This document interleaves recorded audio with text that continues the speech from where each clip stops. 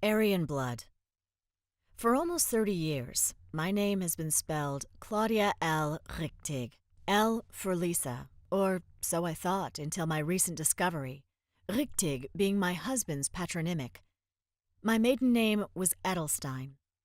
I never paid any more than a cursory attention to the fact that, translated into English, these names meant respectively right and noble stone or jewel. That Karl, an Austrian Jew who had escaped concentration camp, unlike his unfortunate parents, was Mr. Right for me, has proven true since the day we became engaged, and this, in spite of Judith's strong and lasting opposition to our marriage. Judith, you see, is Karl's cousin, and his only surviving relative, and although he's always staunchly defended me, there is an indestructible bond that links them, which I've tried in turn to accept, then destroy, then again to rationalize, but to no avail. For I am, and remain, in her eyes, the enemy. I loathe what the Nazis did with all the fibers of my being, and the more so since I myself am of German and non-Semitic, what used to be called Aryan, origin. I can, of course, never even try to put my feelings on the same level as those who, like my husband or Judith, have suffered in the flesh. Nowadays, mind you, she acts in a manner that could be qualified as civilized, and whenever we see each other with Karl, that is, once a month, a ritual I've come to terms with for my husband's sake, nothing she does or says regarding me appears reprehensible, except that I might just as well pass for a ghost. For she has an uncanny way of pretending to greet us both, and at the same time not addressing me at all. After a while, I wasn't sure as to whether I preferred our initial encounters, during which she expressed her antipathy straight off, warning her beloved cousin in my presence that he would be committing an abominable act if he took me for his spouse. But, as I've mentioned earlier, I've learned to take in my stride the fact that she so blatantly ignores me, uncomfortable as the situation may be. I should also add that, to our couple's immense chagrin, I could never beget children, and that my husband, in spite of my repeated entreaties, has never wished to adopt any, a decision which, at first, I deemed selfish and particularly cruel, inasmuch as I had sensed Judith's secret jubilation at my being sterile. Wasn't mine the blood of assassins, and a godsend that it wouldn't mix with hers? The only choice left to me was resignation. Yet I did count my blessings and thanked destiny, contrary to Karl, I'm a non-believer, for the serene happiness we have both shared throughout the years spent together.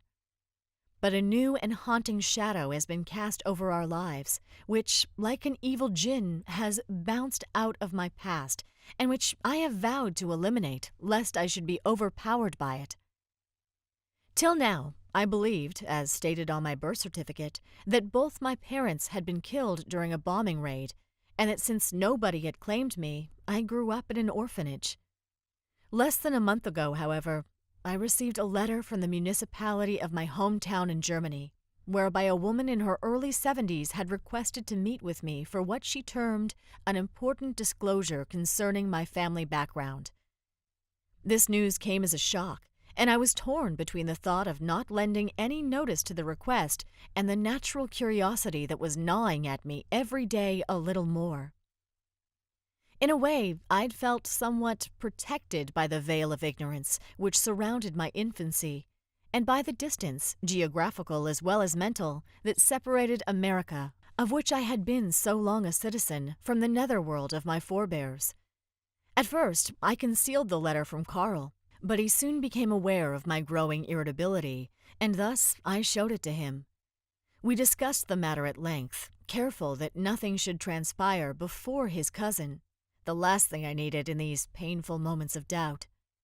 Karl then suggested we take a trip to Europe and spend our Easter vacation there. To Judith, we only revealed two of our destinations, London and Zurich, which, indeed, we did visit. In spite of its appearance, this chosen itinerary was not a subterfuge. I had to prepare myself psychologically, and the few days spent in the British capital were as pleasant as they could be under the circumstances. We toured the city and especially enjoyed the theater. The instant we set foot at the airport of Cloten, my mood altered.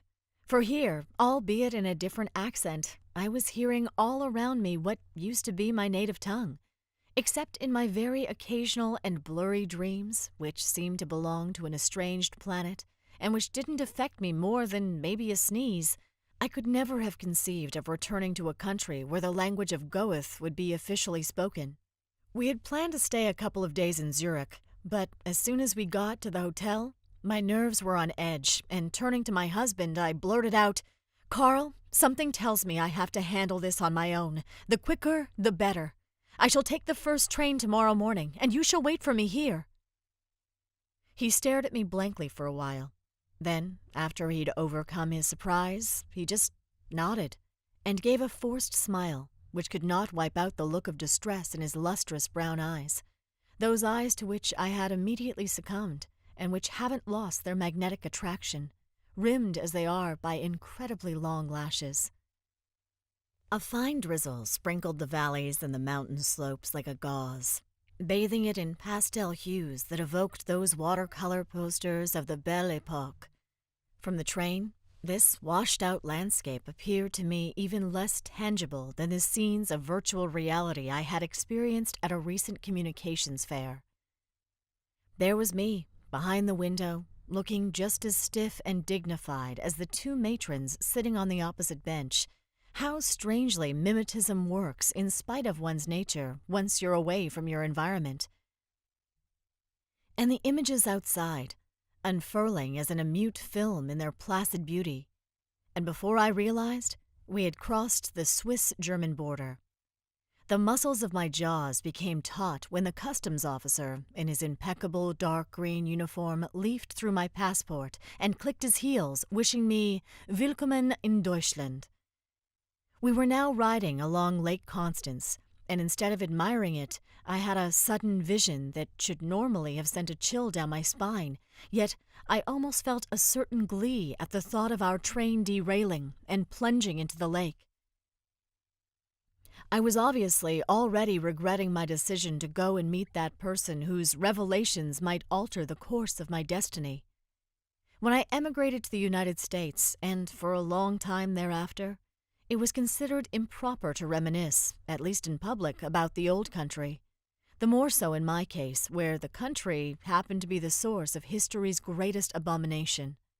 The trend nowadays has been reversed, and, like the coming out of homosexuals, going back to one's root has become a universally accepted phenomenon, with the legitimate aim of recovering a dignity too long trampled or reneged. But then, too, it has a double edge and can lead, as we are witnessing in an increasing number of cases, to the resurgence of ethnic and religious rivalry. "You can still change your mind," a faint voice gurgled within me. But at that moment, the loudspeaker in our compartment began to crackle, and the name of the station was announced. As an after-echo, I heard myself conclude, "There is no return."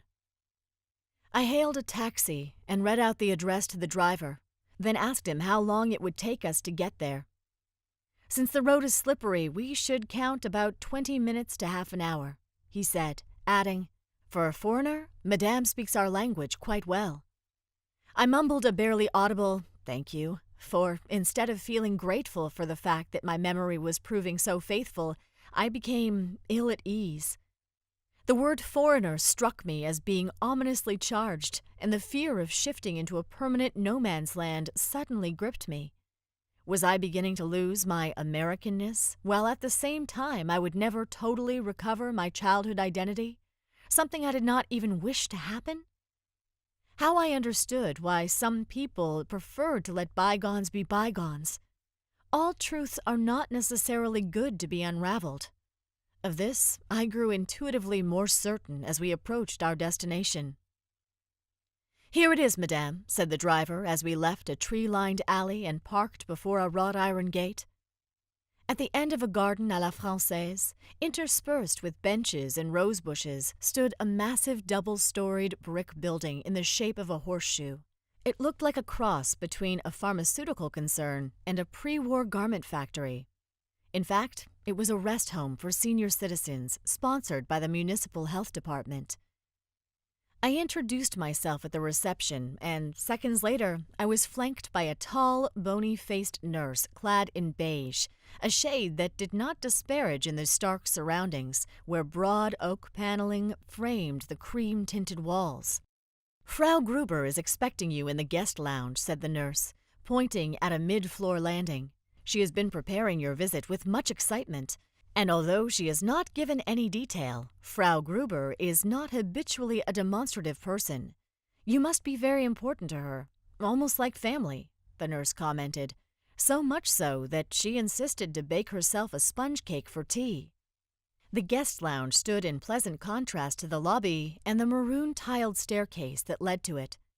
With its potted plants and Venetian mirrors, the ample lacquered wicker chairs strewn with cushions, and the Art Deco frescoes ornating its ceiling, there was a definite bucolic air about it. In a quarter meridian, opposite a glass-topped table, facing the bay window that opened onto a stretch of garden, sat in a very upright posture a lady looking no more than 65. She wore an elegant navy blue chiffon ensemble with matching kid gloves and horn-rimmed sunglasses. Glints of silver played over her mid-long hair that fell in finger waves, while her cheeks, showing under layers of rouge a grid of tiny creases, belonged to what must have been in her heyday a woman of great beauty. Motioning me to take a seat in the wicker chair on her left, she nodded at the nurse with a slight movement of her hand. The nurse reappeared moments later with a tea tray, served us, and left again the room. I complimented Frau Gruber on the sponge cake, which was fluffy and sprinkled with cinnamon. She began by inquiring about my life in America and asked me if I was happily married. No questions were posed concerning my earlier years spent in Germany. As I was trying to search her eyes through her dark spectacles, she remarked, "My vision has lately deteriorated, and any sort of light, artificial or not, makes me blink. That's why I have to wear them. But I can see you quite well, notwithstanding, and let me tell you how grateful I am that you have accepted to make this long trip to come here. Our meeting today is short of miraculous," she said, and then held her breath. Then, in a hoarse and quivering voice, she went on, scanning the garden through the bay window. "I only pray you will not hate me for what I am about to reveal to you, but after a long, very long and excruciating hesitation, I believe I owe it to both of us. What I heard next seems to have originated from an X-rated tale that I cannot even recount in the classical manner. This person claims to be my mother, my own flesh and blood, but I don't want to have a mother, still so handsome, still so lucid, the source of my life, Lebensborn. She says she was brought by force to that place, where she was paired off with a man, tall and blond and athletic and blue-eyed, paired off like thousands of other couples to create a pure Germanic race that would reign over the world during the so-called 1,000-year Reich. And I was supposed to be a product of that magnificent new breed. I, who married a Jew. I, for whom his beloved cousin could never find space in her heart. You will never know how right you are, dear Judith. Lebensborn, 250,000 children of my generation setting a standard for the superhuman. I bid farewell to this woman, this mother of a stillborn nightmare, though I wish her no harm. No, Mrs. Gruber. I am sorry, Mrs. Gruber. I have to catch the next train back to Zurich. Don't cry, Mrs. Gruber. Too many tears have already been wasted. Why do you think the oceans taste the way they do?